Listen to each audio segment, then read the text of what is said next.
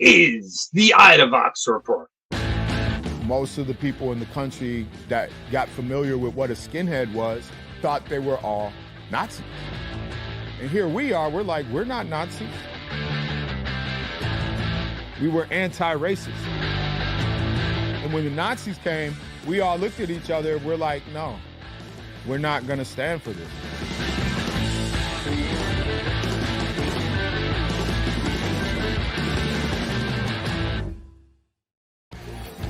All the good old days.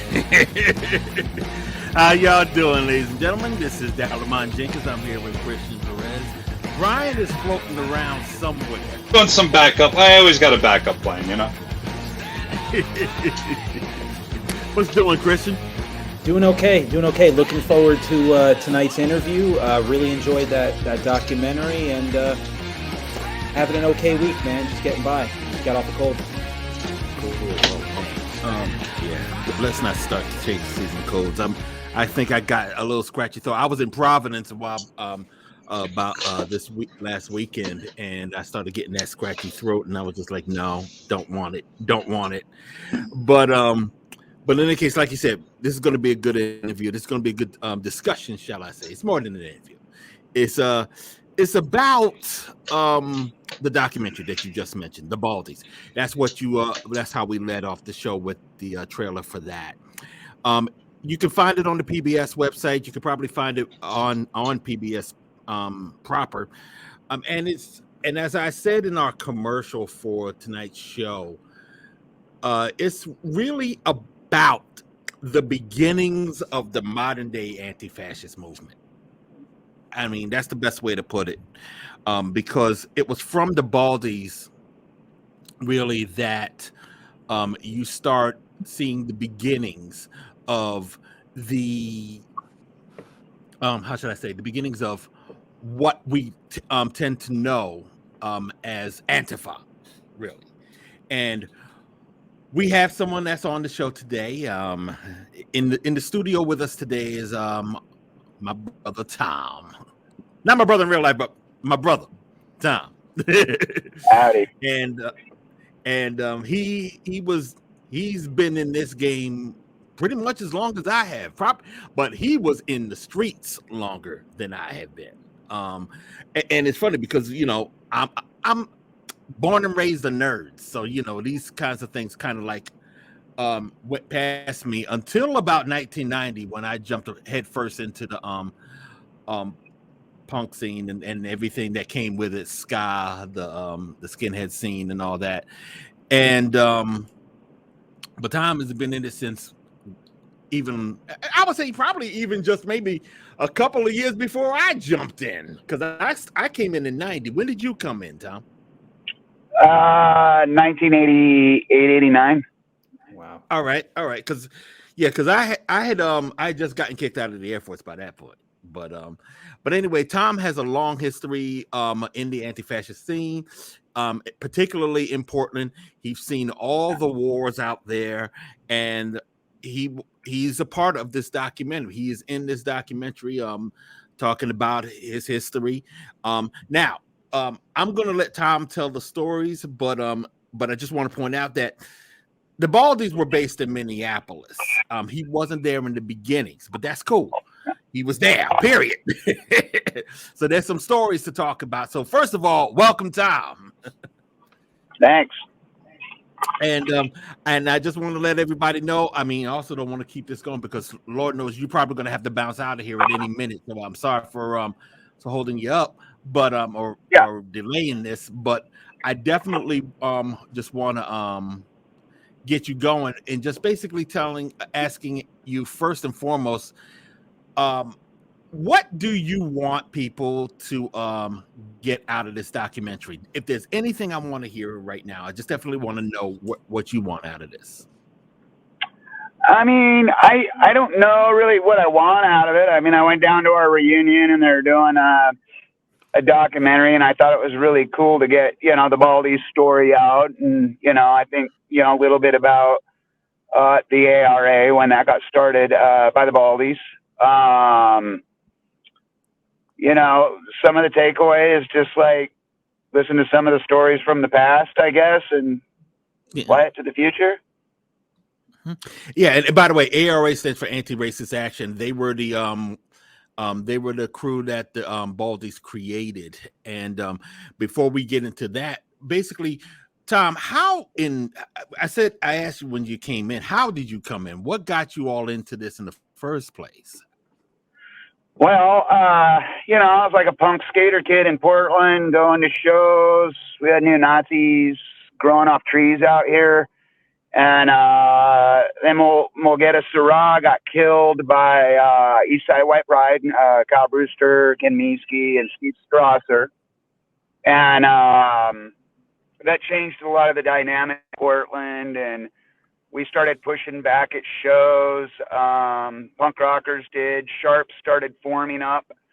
And I was in the first iteration of Sharp in Portland. Skinheads Against Racial Prejudice. Yeah, and we were working with groups like Coalition for Human Dignity and, you know, ARA. There was an ARA chapter here that we worked with. And we just started, you know, fighting the Nazis everywhere we could find them. And, you know, I'd go out and look for them and take the fight to them a lot besides just catching them at shows. And then later, I want to say 92, one of the Minneapolis Baldies had moved up to Portland. You know, we had first met them during the Tom Metzger trials, which would have been 1990 when the first entourage of Baldies from Minneapolis showed up in Portland. And by 92, we had the first and only Baldies chapter outside of Minneapolis. And me and several other people that were part of that first iteration of Sharp started that. And we ran that for a while. And so that's kind of how I started, kind of up through Sharp, and then met the Baldies, and then we ended up having a chapter here. Excellent. Now, we talked about, you mentioned Mulugeta Sarah and Tom Metzger. For those who don't know, Mulugeta Sarah was an Ethiopian student that was here in America that was attacked and killed, actually, by what Tom mentioned, Eastside White Pride.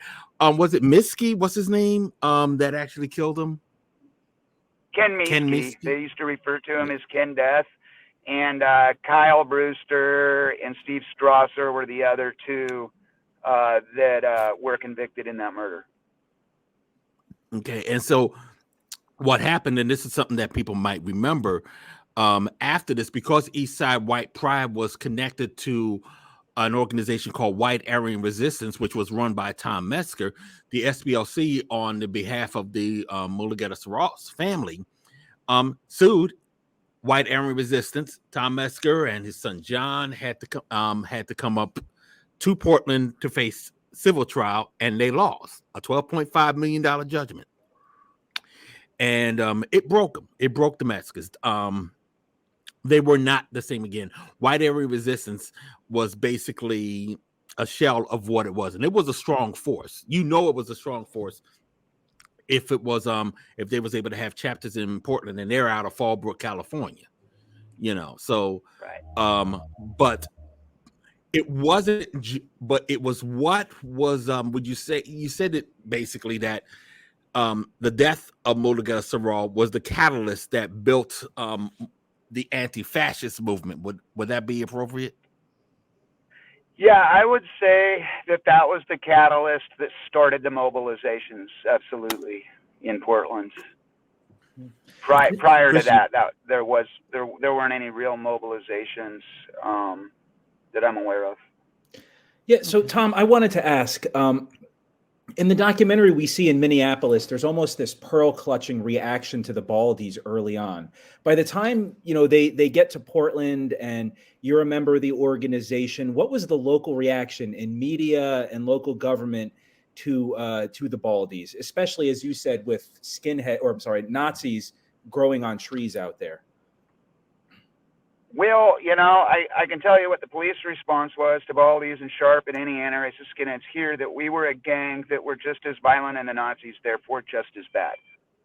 The public, fairly liberal place, like, you know, a lot of people didn't like the violence. I think people were a little bit sick of the, you know, in the media at least, of that. But, who cares, I guess. And then there were other people that thought we were great. It was a mixed bag here. What was it like working with PBS? I mean, because it seems to, like, in many ways, I don't want to say come full circle, but we see almost a 180 where institutionally you're seen as a threat. They try to put you on equal footing with white supremacists, but here you are being featured now on PBS. What's that like? Well, that I know of, that I don't know that any of us directed with PBS directly. There was the person filming the documentary, David Roth, is who did that, and it definitely released through PBS. And he was at our 35-year reunion in Minneapolis and was filming and interviewing us during that. And that's really the guy that we dealt with in his team. And I don't know if they were at the time part of PBS or who was part of PBS. I remember meeting David Roth and the camera crew, and they asked to talk to me, and they were great. I felt like, I know David Roth had who made the documentary had a really good understanding of who we were. And I thought they were real easy to deal with. It just seemed like dealing with normal people, not like normal media experiences. Okay.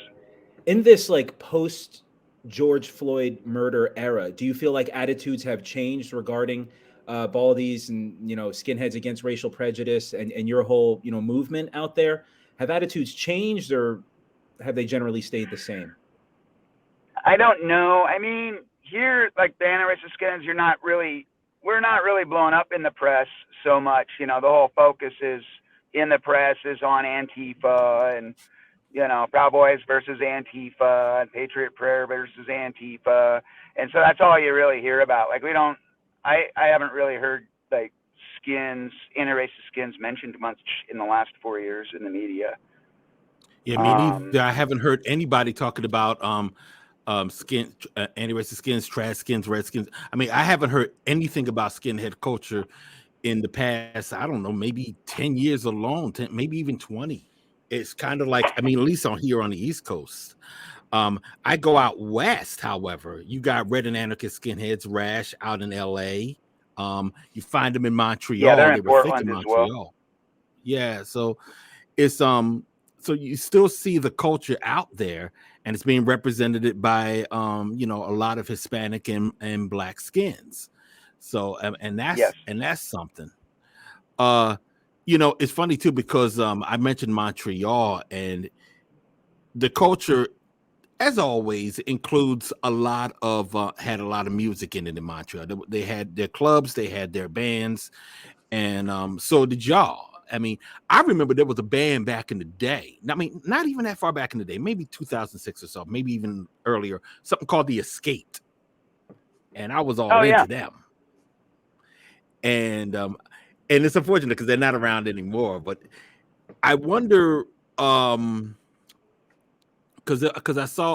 we really got into one of the things that was really important about this documentary is that you saw a lot of music coming out of this documentary alone. Now, granted, they were talking about some of the Minneapolis bands. What was that culture like? What was that scene like in Portland? Yeah, I mean, we had a pretty vibrant music scene here. Lots of local bands and lots of bigger bands would come through here. I mean, that's where a lot of the big fights happened, was punk rock shows. We didn't run into a lot of problems at like ska and reggae shows because the Nazis weren't showing up to that. But go to a DRI show in the 80s and you knew you were fighting them. Any of the punk shows or hardcore shows, they would be there. And we usually, you just run in, and that's the first order of business, right? Run the Nazis out, and then whichever one of us didn't get kicked out during that fight, we got to watch the show. But I mean, Portland's always had a really vibrant music scene, but I think every city does. I mean, back then you could go to Berkeley, you could go to Lawrence, Kansas, even Sacramento, really, at the Cattle Club. All these scenes where things were happening had real vibrant music scenes and subcultures. Yeah, I think one of the reasons why I brought it up is because I love coming out to Portland. I've been there 3 times now, and And every time I come there, it seems like that has been a part of what everybody has been. It's basically there's a soundtrack to what everybody's doing out there, and I did not. We've been talking about on this show. We somehow go into a conversation about music all the time, and I wanted to just make sure that got in there. And that brings me to another question, though. The wars that you had, the war with in there was two, I guess, two eras. Your era from back in the 80s and 90s, and today's era. Right. Meeski is still is hooking up with the Proud Boys in that crowd and all, but No, that's Brewster. Meeski died I'm sorry, in jail, Brewster, but Kyle Brewster. Yeah. Brewster. Yeah, Meeski's still Yeah, in. he's I been believe. running with the Proud Boys. Yeah. Yeah, Kyle Brewster has been running. And by the way, Kyle Brewster actually he didn't testify against Metzger and them, but he was a witness during that civil trial, I think. Am I right? They brought him in. I don't know if it was in favor or against. I can't remember. I was like 18 at that trial. But Dave Mazzella, who was a recruiter for Tom Metzger, was the main witness against Tom Metzger. Now, Dave Mazzella was on that Oprah Winfrey show that actually got me started into chasing after Nazis. And he's no longer a part of all of this. He's since apologized on Oprah's show. It's like 20 some odd years later, 30 years later. And he has gone around actually to, I guess, warn people against being a part of this scene. I don't know where he is now. But yeah, that's what he's about. I would say I was going to ask in particular, is there anything that we can get from the scene in Portland that from your era that people can learn from this era? Now, and not just in regards to other Portlanders, I'm just talking about across the country, maybe even around the globe. What is it that you learned from your experiences dealing with the fash in the streets that people can take away from today? Well, I mean, they're different. I mean, for one, they're slightly different animals because, like, modern is, the fascists are doing these huge public demonstrations versus, we were kind of in the back alleys and it shows. The biggest thing is just be smart. Like the one thing I learned, and I think why a lot of us stayed alive is, surround yourself with people you trust and can count on, and be smart, be aware of your surroundings, and diversify the tactics. It's not always just smashing the dude's head in. There's a million different ways to be effective. One thing, in this day and age that is effective that we didn't employ back then was like the doxing and stuff. I mean, the groups we worked with, like ARA and CHD, would do like flyers because we didn't have the internet that would essentially dox, and we'd run around and put those up. But it's a lot different, and like they're trying to mainstream it now, where versus back then it was like, some 200-pound tattooed dude with a knife wanting to get down, and typically they wouldn't run. Whereas the Proud Boys, they kind of rely on the numbers because those guys aren't going to stand toe to toe with anybody. Right. For the most part. No. And I'm gonna let Brian. I don't know if Brian wanted to come in on something, but I did want to ask you, how has the documentary been received? It came out last Monday, I think the 18th, and I've heard a lot of good things about it. I mean, me and a friend of mine watched it in Providence. I believe one of the Nazis that I had helped get out of the scene, his tattoos were seen just real briefly. So, we was getting a kick out of just seeing all the stuff in there. But what has been the reception to the documentary from your perspective? The reception that I've heard has been, it's been really well. I've heard about at least one school somewhere that had showed it in one of their classes. Anything I've seen online has been really. Yeah, I haven't seen that. The only complaint that I've heard is, damn, that could have been 2 hours longer. Oh yeah, definitely. Yeah, it could have been. It could have Yeah. been. Oh, I mean, it I could have think been about 6 hours longer. It could have been. could have been a miniseries. Yeah, that's And what I don't was be thinking. surprised if somebody thinks that. Don't be surprised if Yeah, somebody it says, could be. "Hey, we It should could be. do this It could be several movies. Yeah. Baldies, Age of Ultron. I had like kind of two questions. I want to throw them right at you and let you answer. One, I guess I'd like to know who your musical hero was and who inspired you most musically. If you could pick a favorite artist, I'd like to know who that is. And two, I'd like to hear who's inspired you as far as activist and organizing wise. Do you have either a mentor or somebody that helps you, develop the politics or the skills needed to deal with racists and to deal with them effectively? Yeah, I mean, I'd say back there, like a lot of them were influential. One of the bands that really stands out is The Oppressed, who's Roddy Moreno, and he's the guy that came and did a show in the United States back in the 80s, and took Sharp back across to England. All of his music has always been like anti-racist, and he's been around a long time. And when I was a kid, I was really into The Oppressed. Man, I loved them. Second to that would probably be Cockspar, just because I really love that band. As far as activists, I would say there's a lot of people that have helped me develop throughout the years, but the guy that would stand out the most is also in the documentary. That'd be Mike Crenshaw, who, through our talks, I became, when I got into this as a single issue kid, anti-racist, smash Nazis, and Mike really opened me up to all these other things. So I would say that would be an activist that I looked up to, and still do. Can you say what else drew you to the movement, or maybe go in a little bit depth with that? Because I mean, you're a young guy, you're a young kid in the 80s, you're a young white kid going to shows. You could have just said, you know what? You could have thrown your hands up and just said, I don't want to have anything to do with this. You could have gone to shows, you could have kept on skating. Was there a particular moment that made you say, I want to join this movement, I want to be a part of this, I want to be proactive? I mean, to me, it was a no-brainer to go after the Nazis. I grew up in Hillsboro, Oregon, which was very split between white and Latinx people. I grew up around that, so I don't know. Like, to me, it just made sense. My grandfather, like when I was a kid, he fought in World War II. He's in the Battle of the Bulge, 10th Armored Division. I thought that was really cool.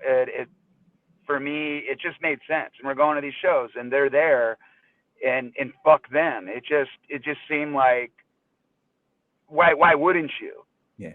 I don't know. It wasn't like something that what drew me specifically to the skinhead scene versus other things was, the brotherhood and the family that you get from that, for sure. And, and being a part of something, cool, like took me into the skinheads specifically. But as far as like fighting Nazis, it just like, I can't imagine why anybody wouldn't, if they're killing people on your streets and they're in your scene, why you wouldn't morally stand up and do that. Did you have a lot of friends of color, Black and Latinx friends? Yes. Yeah. And ironically, I was a skateboarder, and literally half the white kids that I skateboarded with, a couple of years later, they started popping up on the completely other side, on the Nazi side. And I thought that was ironic, because they grew up in the same neighborhoods as me and had the same friends, but they ended up over there. And I was always like, wow, that's wild. Yeah. That's I can't unfortunate. imagine. That's unfortunate. Yeah. It's interesting too, because we didn't even mention the crews that you had to deal with in Portland. You basically, the crew that I'm familiar with that comes besides Eastside White Pride, that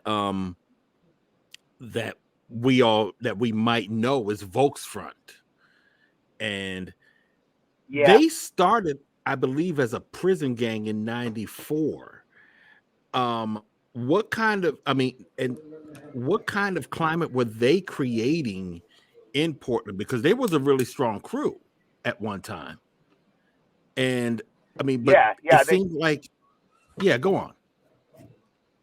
Oh, sorry. Yeah, I mean, at their time, they were at one point the largest neo-Nazi bonehead gang in the country and maybe the world, and they were based out of Portland. It was Randy Krager, who he was, I believe he was part of the early iterations of American Front, because we had American Front here because Bob Hike had moved to Portland and was running American Front out of Portland.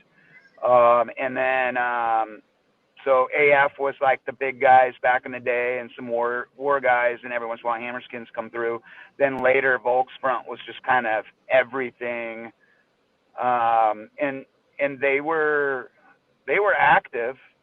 They still ran out of shows here. They had to do it in secret. They tried to host white power shows, and we'd find them, we'd shut them down.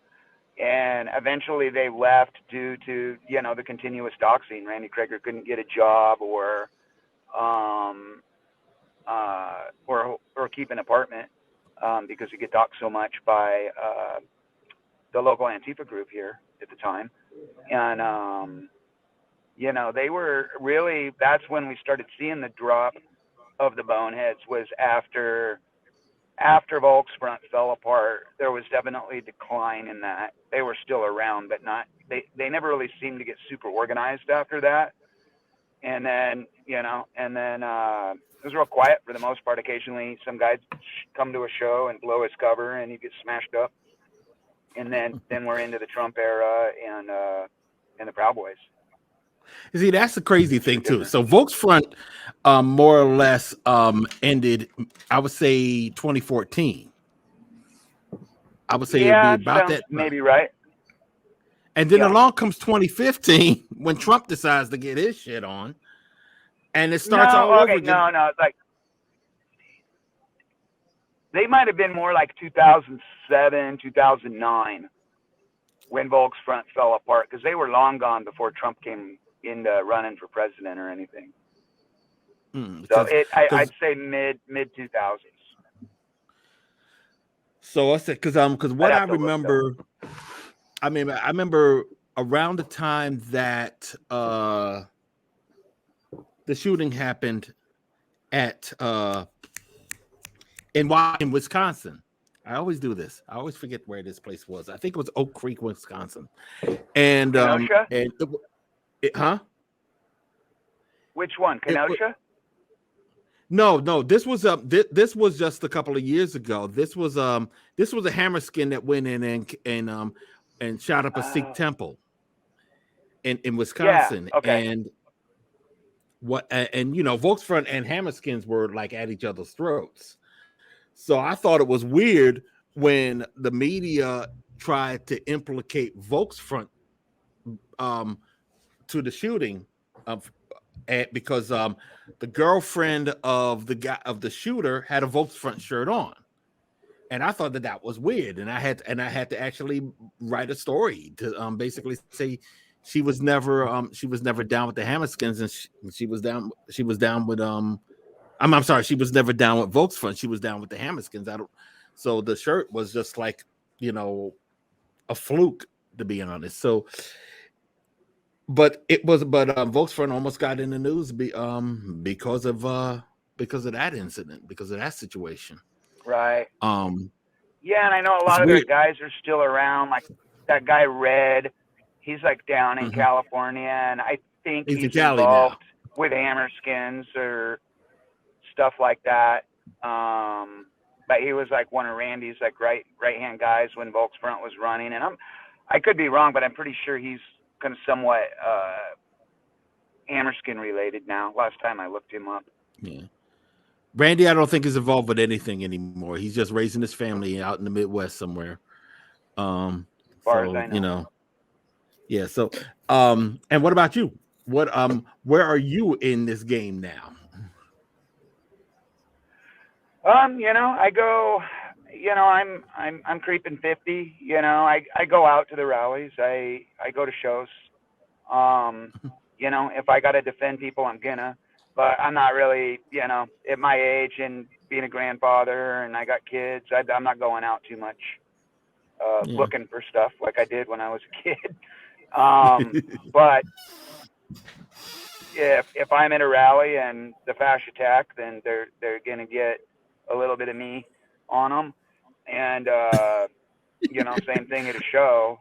I'm still gonna run Nazis out. So I just don't go out looking for it anymore. Yeah. I mean, I dig that, and I saw that. I mean, you're basically really low key whenever I'm coming out there, and that's cool, because Yeah. I think we're at the age of elder statesmen in this whole game, and we are more teachers in this day and age. That's what I've been picking up on, is because I know a lot of people who hear about me, they look to me and ask me questions about how things could be done. And honestly, I think a lot of today's Antifa have it on the ball, but you know, there's times when they just have Yeah. questions. Yeah, so I just like Yeah. I'm like there too, and I think you get that a lot from a lot of the younger folks. That's my vibe. That's my vibe. Yeah, Is I it have yours? a lot of interaction. You know, I talk to everybody. I'm out there. You know, I go to the rallies. You know, I've been to a lot of the rallies. You know, I like to research people when I see somebody that catches my eye, and you know, send it down the line if I find something. That's a better way for me to kick. You know, where I got kids depending on me to provide them shelter and stuff. You know, raise my children. So that's Big, still a good big. way to do stuff, you know, do research or verify who people are. How has Trump and the post-Trump era affected Portland? Would you say that white supremacy grew significantly in this era, more emboldened? Like what has the effect been since about 2015, 2016 in the Portland area? I would say it was emboldened. I don't, and it definitely grew some, I think, but also I think that like there was always such a racist element to Portland and Oregon in general, that they just felt that they could come out and be seen on a broader, you know, usually, you know, it, you know, they people aren't exposing how racist they really are overtly, and then when Trump came along, they could, and they did, and I do think it grew some because you know they were recruiting and reaching out to people, and they were getting people that you know may or may not have went that way. I don't know, but it definitely grew, and they definitely uh, felt emboldened. You know, whether it be racist or transphobes or yet like just like everything was out in the open. You know, the Trump guys thought that they could just come out and say whatever they want to say and act however they wanted to act because you know they got a fascist president. Yeah, but it's also more like they thought they can do whatever they wanted to do. Because last year, Donald Trump thought that it was a good idea to just essentially attack Portland. Oh And yeah, They may have been right in that assumption. yeah, well, yeah. I mean, the Portland police have a long history of defending the fascists, and they definitely did that for all the right wing mobilizations in Portland. They always attacked the anti-fascists. Uh, they never went after the fascists hardly at all. They've even like they're on record saying, you know, telling like Tiny from Patriot Prayer, hey, we know you guys got warrants and stuff, but if you leave, we're just not going to arrest you guys. You know, meanwhile, they're over there beating, you know, somebody on the anti-fascist side because they didn't move off the sidewalk fast enough. But Portland police were like that when we were coming up. You know, they have, you know, they would come after the anti-racist skins and the anti-fascists. When, you know, an anti-racist skinhead was shot here back in like 2007, they didn't investigate at all to find out who shot him. They started investigating who his friends were. Then, you know, they did security for Tom Metzger and beamed about it. They had Mark Kruger, who was a Nazi cop and never really lost his job.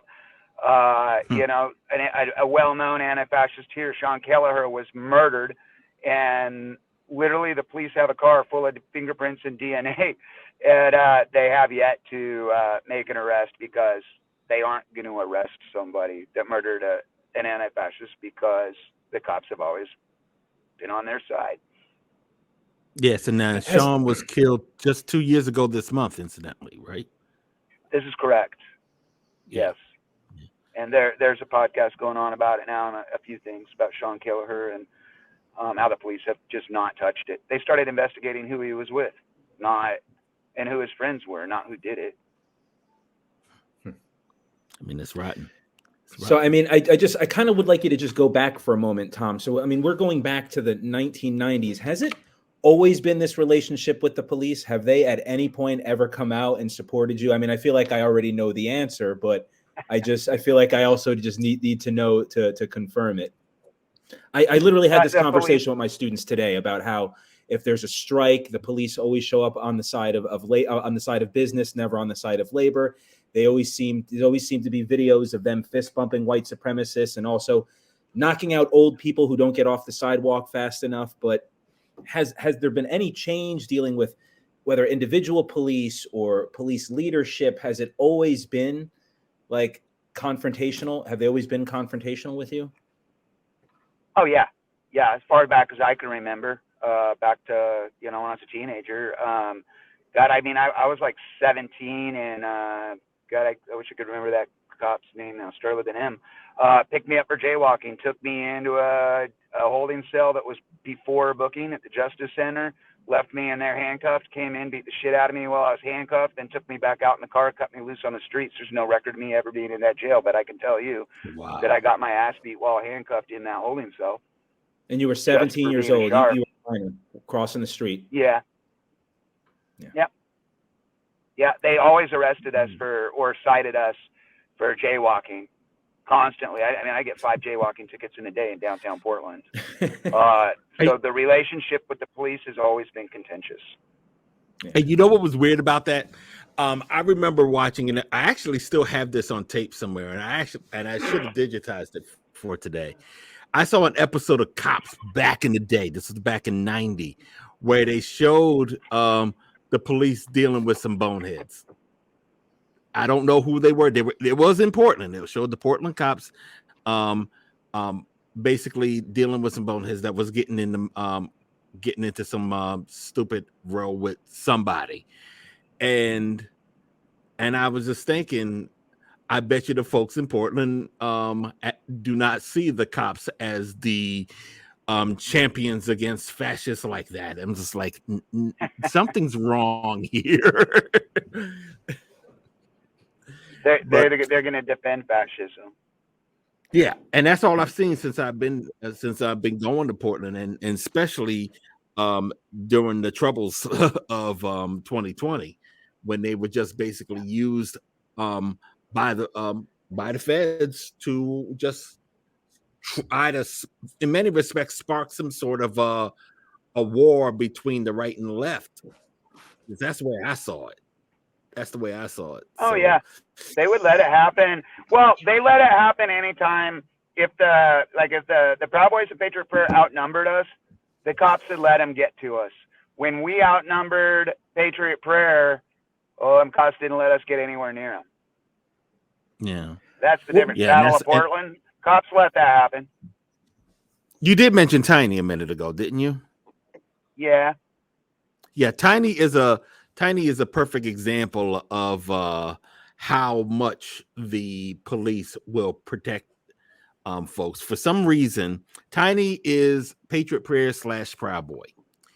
And he's always getting into battles with everybody in the streets. I'm just basically telling everybody this for the sake of the podcast. He's always getting into battles. He's even when you're not actually in a rally, he's not necessarily going after Antifa. Sometimes they just go after people in the street. People have to tell we actually have to tell police you should be arresting him. And then they finally did it. They get him on. I think they put him in jail for a little bit. He gets out. He's supposed to be on parole. He violates the parole. He by getting into more fights or going to rallies. People say, "Hey, you got to do something about this." They bring him. They put him in jail on a parole violation. They get him out in 2 months. 3 weeks later, he's attacking the governor's mansion in Salem, Wisconsin. By the way, he's from nearby Vancouver, Wisconsin. Vancouver, Washington. And the only time you really actually see him get dealt with the way he should be dealt with is when he comes after us. The last thing that we heard from Tiny was that he got shot. Yeah. He got shot. Yeah, in the foot. In the foot. Yeah, he was chasing after somebody, and as they're running away, I believe, I don't know, something happened. They were chasing people, and he got shot in the foot, I guess. I saw the video of it. I wasn't there, so. Now, somebody did get arrested. I mean, I this is another thing that I don't think you expected to talk about right now. But is there any support for the person that got arrested for shooting him? That I can't. I don't know. Okay. I haven't been in. I've been dealing with some family stuff recently too. So I don't know. I suspect there is. There should be.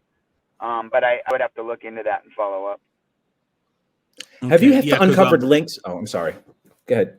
No, what I was going to say is that that is something that I think I want to try to get let people know about. If there's any way where we can help the person that is being accused of shooting Tiny, because as somebody says, there's a possibility Tiny shot himself in the foot as well. I'm not really too sure whether or not that is the case now, but regardless of how that happened, somebody is in need of some of our assistance.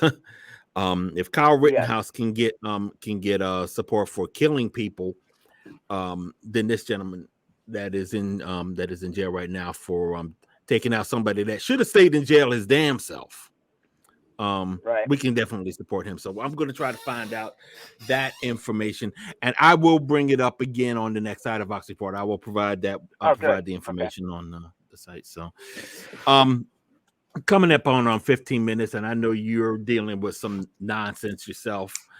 I would say if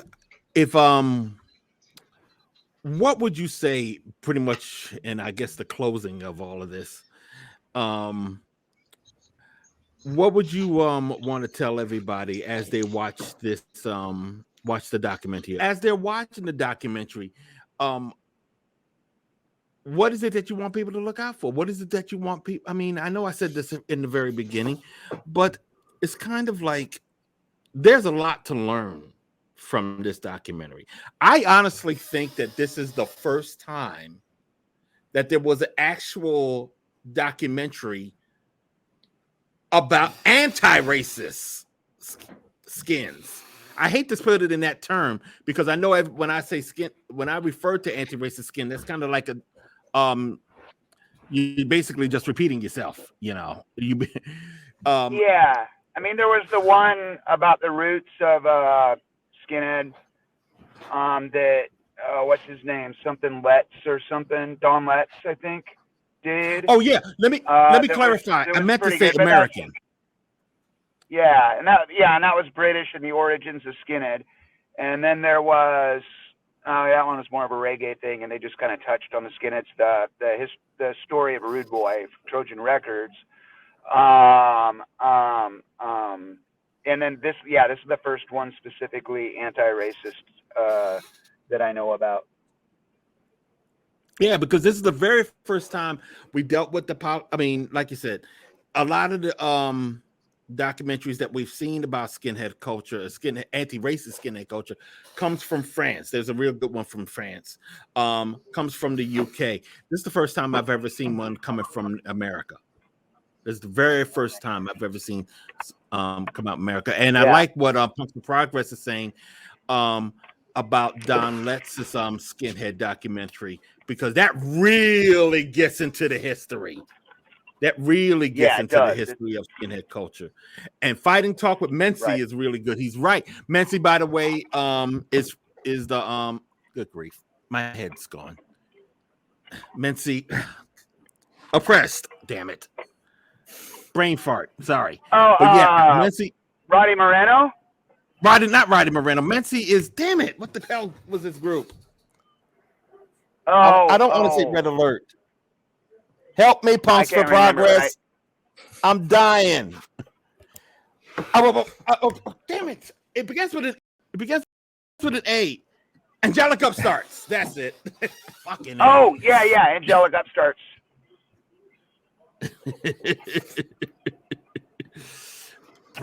Yep, talk about a brain fart. Yeah. All of those are good. I remember and there's also books that you can check out, but really it was this is the first time really that we actually saw something in regards to the skinhead culture here in America. I mean, the closest thing to it was a news report that was done in the 80s, but that really wasn't about anti-racist skin. But right. But we needed to see this. One of the mistakes that has been made over the past 30 years is the fact that every time they would do something about racism, a documentary like this, they only go to the Nazis to talk about how they feel. They never really talk to us. Right. We're making up for they lost didn't. time. Not sensational enough, I guess. I don't know. Yeah. We didn't kill enough people. I don't know. So, but in any case, I know that you're caught up in something. I really want to thank you for coming out and being on this. You know, we've been trying to put this together for the past couple of weeks now, and I'm glad you was able to take some time out, even though I know you're busy as shit right now.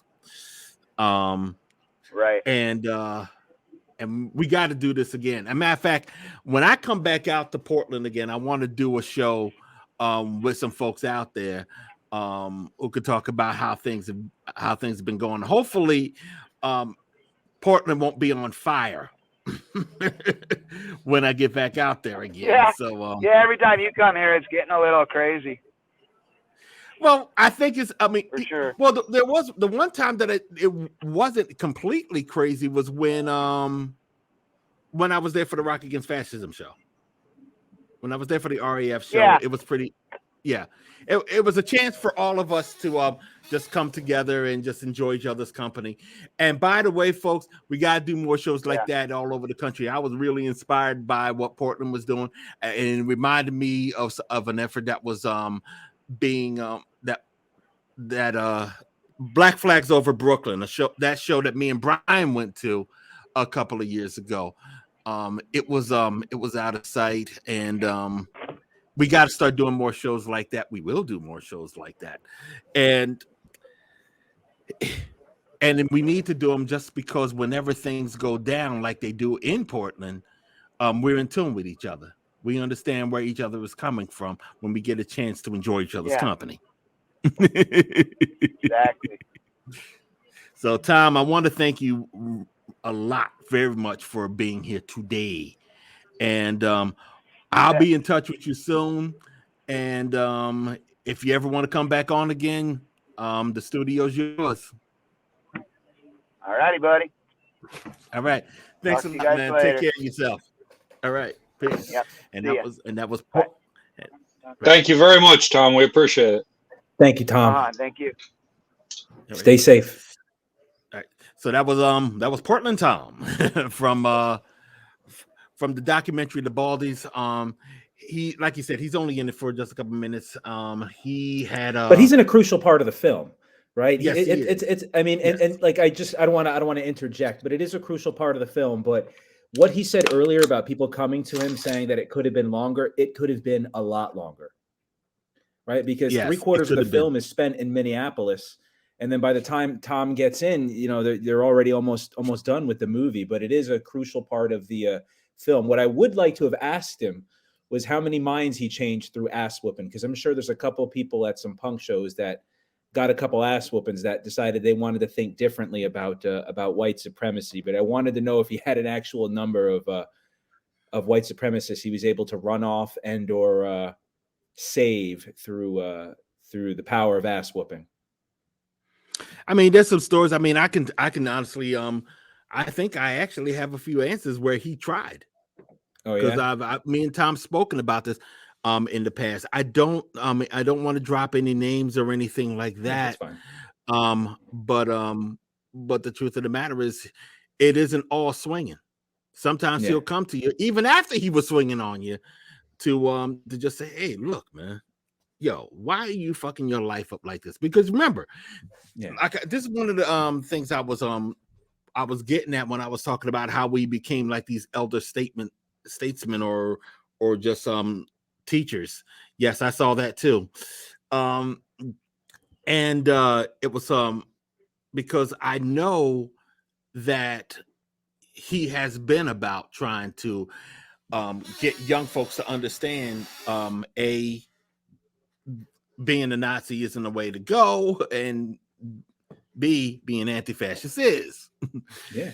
But I should have kept him on and asked him about all that. But that's all good. Yeah, we'll That's bring all him good. back. Maybe We'll we bring can him get on back. again. I think the ass whooping, the ass whooping probably has to lead to a conversation with somebody close to that person. So, like, if you could imagine some douchebag coming home and say, "Dad, I got my ass whooped for being a Nazi at a punk show," and he probably didn't learn anything until his dad said, "Well, you deserve to get your ass whooped for being a Nazi at the punk show," or a friend or somebody, has a conversation with them about, why they deserve to get their ass kicked at the punk show. And that's what kind of changed hearts and minds. I think usually that's why it's important. If you know somebody going down that road, to try to reach out to them and be a lifeline, if you can, and that's something generally, we white people got to do. Daryl's just an amazing guy. I know he does it. And he's taught me a little bit about it. It takes a special kind of person, I can tell you that, to be able to do outreach to these people and actually get through. Well, the feeling is, and it's really basically important. Like being brainwashed into a conspiracy theory. Well, it's important to note that, as I always try to tell people, I kind of like go along the lines of my father when he's trying to help people get off of drugs and stuff like that. He's not going to chase you down. He's gonna wait until after you hit rock bottom and you end up in his facility. Yeah. That he just says, "Okay, you want help? I'll give you help. You have to better be change. real about it. You have to want to change. Yeah. Yeah, I mean, the difference between my father and me is the fact that I don't have to necessarily be a hard ass about it. I mean, I'm going to be firm. I mean, you're coming to me not being a Nazi. I want to say, okay, cool. You're coming to me trying to be a human being. That's how I'm going to approach this. And we just take it from there. Incidentally, we're talking about Netflix miniseries. I should point out that I have been, over the past couple of weeks, working with somebody who's going to be doing a miniseries about me. This is the thing that Chadwick Boseman actually signed on to before he passed away. And so we're working on that right now. And a lot of my story involves mixing it up with a lot of folks not too far away from where I'm at right now. Actually, over here at the Court Tavern, we got into some battles. And Court Tavern is a club here in New Brunswick, New Jersey, and or was, it's not open anymore. So I mean, the real is, if you're not going to change, we most certainly are not going to change, which means you're getting your ass whooped. But if you're ready to come with it and try to just basically get out of all of this BS, then yeah, we're going to be there. Yeah. We're also going to encourage you. In the documentary, and I forget the guy's name, I mean, they tell the story of a kid. I mean, he's a teenager, and that's what they do. They prey on teenagers. They prey on young men. And he said he was hanging out with the white supremacists because they were giving him beer, and they gave him a place to hang out. And I think he was confronted by that Mike Crenshaw guy. And they were like, look, you need to not live this life. And then he said, yeah, that was it. He said 1 or 2 conversations and he stopped hanging out with those people. And then he became a Baldy, and he was about that life. Yeah. And that's what they prey on these kids that are insecure, and they teach them to hate. And interestingly, that's the same thing that ISIS does. That's the same thing Al-Qaeda does. It's the same thing all terrorist groups do. They prey on people, and they warp their minds into conspiracy theories. And I think honestly, I was saying earlier about how just a couple minutes ago about how I don't chase them down. I think it's time that that One People's Project tries to put something together, put some sort of a program together in which we can, in fact, be there for when it's time, when they feel it's time for them to give the crap up. I have been asked to do that in the past, and my feeling has always been: you brought up ISIS, you brought up Al Qaeda, and I'll throw gangbangers in there too. If I were to put something to get like that together, it would have to include everybody. It can't just be the WPs. It would have to be every element of person, every element that reaches out to vulnerable kids, vulnerable people, and tries to shape them into something that they really shouldn't be. Yeah. So I'm gonna work on that. It's gonna take some grants and stuff. There's a lot of stuff that I want to do in the future since everybody's looking at me now. Everybody's looking I at you, may as well Daryl. You're make such the a most handsome of guy. it. Might as well. Yeah, really quick. Yeah.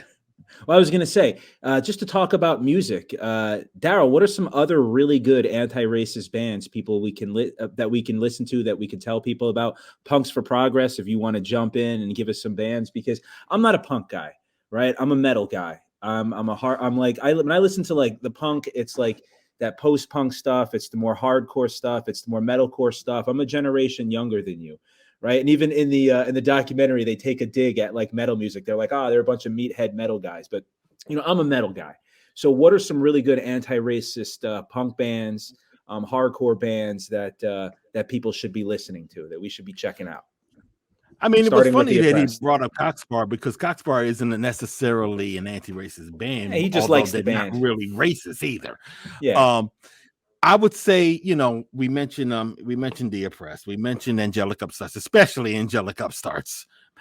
Look up my boy Mency. He will lead you on the straight and narrow. I don't know. I would probably say maybe Red Alert. These are Oi bands, by the way. Okay. And Oi is basically skinhead music. In regards to punks, damn near everybody. Reagan Youth, I wouldn't say everybody. I know better than that. Violent Society, I gotta give props out to Violent Society out of Philly. Although there is Battalion Zoska that's out there right now. That's formed out of the ashes of Violent Society. Let me see what else. Total mass. Okay. Oh yeah, I said Reagan Youth, but yeah, Oi Polloi, Moscow Death Brigade, Oi Polloi, they were Guillotine mentioned, Truck, yeah. MDC. MDC stands for Millions of Dead Cops. So Thanks for Progress. Total Jumping Massacre. I don't know Total Massacre as well, though. I'm not really up on Total Massacre. So, but yeah, Oi Polloi. Wow. Why didn't Rage Against the Machine? Thank you, Jamie. That's the band that influenced me, was Rage Against the Machine. I mean, they're punk influenced. I wouldn't call them a punk band. I'd call them just a mixed band. But Rage Against the Machine is my favorite band of all time, but they're not necessarily punk, even though you could listen to a song like Tire Me. That's very much a punk song. Boy Sets Fire is actually a really good band. Boy Sets Fire is out of sight. They're not punk, but they're awesome. And my boy, who was on a couple episodes of Revolution Radio, Dr. Flavio Hickel, is in their documentary In the Pit as people are throwing down. He's there in the pit. You can see him in the video. It's pretty cool. I love it. And if you mentioned Rage, I knew Rage was going to come up. We have to. I got to mention Rage. I got to mention Downset. Downset. What about Inside Out? Zach's first band. They came out of the same about folks from Rage Against the Machine were in Inside Out. Yeah, but that was Zach. Downset was a band that basically them and Rage Against the Machine came out of the same scene, same style, but no one knows Downset all that well. Check out Downset. Look up. I think I even brought them up in the past episode. Yeah, Brian was brought up the song Anger, Hostility Towards the Opposition. So check them out on YouTube when we're done here today. Because I swore I probably could have brought them up. We're at 9:02 right now, so we're gonna have to give it a night. But I'm glad you reminded me if we're going to talk about bands that we need to check out, at some point we're going to get my boy Not For Profit on this. Oh, Reconstruction. We cannot leave out Reconstruction in that list. Love that band. And while we're at it, since I saw the Big Daddy Kane KRS-One versus, do not leave hip hop out of this mix here. Public Enemy, Ice-T, Boogie Down Productions, Body Count, Tribe Called Quest, KRS-One. Yeah, I mean, well, I said Boogie Down Productions. Yeah. So you can't leave them out of this. You can't leave them out. Ministry actually did a song about Antifa. They were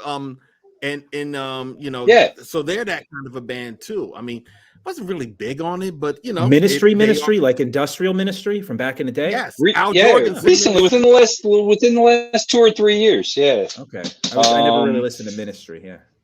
Yeah. So I mean, these are names that people will probably know, but there's a lot of bands out there. And if the song is called Antifa, the name of the song is Antifa. Yeah, that's what I said. It was Antifa.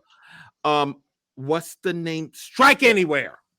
Strike Anywhere. We got to throw Strike Anywhere out of Richmond. You got to show love to them. They were a good band to check out. But anyway, it's 9:04 now. And we can run down music. It's the music talk. We do it every time. Yes. Yeah. So we're going. Can I get in my plug before we go? Can I get in my plug, please? Do it to it. Yeah. Look out. I'm going to be recording a special with our friend Herb Tarbus out of New Jersey on the gubernatorial debate there. We have Phil Murphy, who is the king of AstroTurf, and who has put together one of the most elaborate fake-ass grassroots networks you've ever seen. It's really impressive how much fucking bullshit $14 million can buy. But we'll tell you, he's running against a guy who tried to stop cursing in his town when he was mayor, Jack Citarelli, who... Yes, made an attempt is he the man at finding people. I don't know. He's a Trumper. Yes. Hold up.